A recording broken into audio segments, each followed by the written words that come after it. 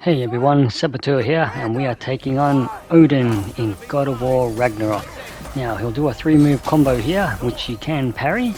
The last one with the yellow circle is delayed, otherwise you're better off dodging out of the way if you're not good at parrying, because if you just block the yellow circle, you may get stunned and it'll hit you on the next move. Now, when you see these projectiles, these ranged attacks, make sure you dodge out of the way, because you may get Bifrost damage on your health bar there. The move you're about to see him do now with the red circle and shoots out the ice beam, you'll see him do that quite often. Now, this is a checkpoint here where he starts slamming the ground and he's dividing up the battlefield, and there's be some craters now. So what he's going to do now, he's going to do some area damage on the ground. It all glows blue or purple. You just need to jump to another platform. And if we can, jump straight back and get into him. Sometimes we might do it a few times in a row later on as well. Parrying here, yellow circle. As soon as that yellow circle disappears, that's when you want to parry. As you can see here, I am a poison build, so I'm using bare fists with Lunda's armor. And I'll show you my stats at the end of the clip. There'll be progress bar divided up into chapters and in the video description for the different phases as well.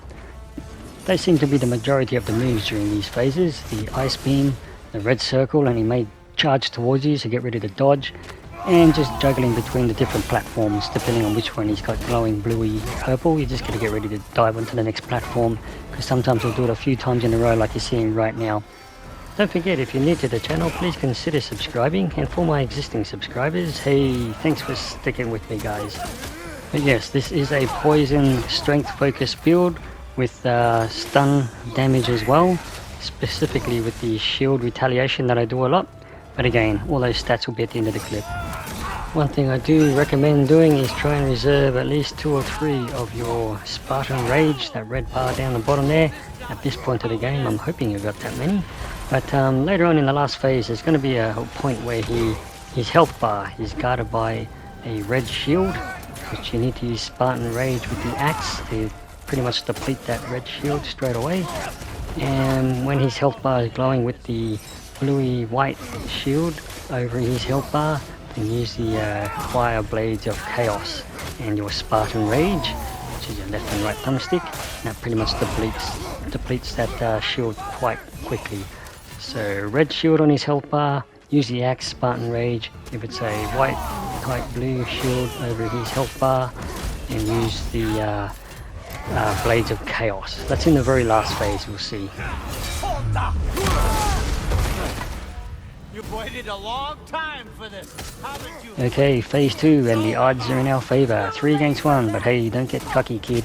This guy's still got a lot of moves left, and one of them is that whip on his staff, so you just want to dodge when you see that red circle, because sometimes he may do it up to 5 times in a row.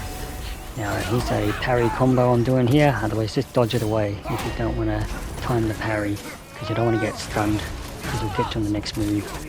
Alright, so I've got a special ability on my Shield of the Dauntless, which is the Rod of Disruption. I'll show those at the end of the clip with the stats.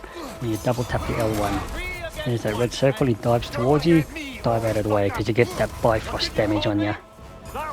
Okay, double blue circle, that's the move I was just talking about. Double tap the L1 with your shield.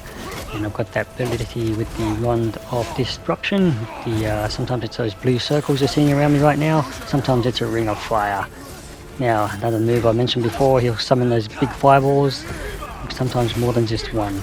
And of course there's his birds, which are parryable. And there's that red circle where he dives towards you with that Bifrost damage. You use these on our son too? Okay, phase 3. Now he'll shoot a fire beam at you, we can easily dodge it. But when you see that red shield above his health bar, use your axe and go into Spartan Rage, left and right thumbstick, and it's gone already. See? Here, you just need to avoid those red circles on the ground, and you won't get hit. Run straight up to him, do your best combos. And he's going to use his whip now with the red circle. As I mentioned before, he's going to do it multiple times in a row, up to 5 sometimes. Now he's going to get his book out, so when he does that, jump back so you don't get hit by the shockwave. Now when you see a blue shield above his health bar, use the red blades of chaos, and that'll just deplete it real quick.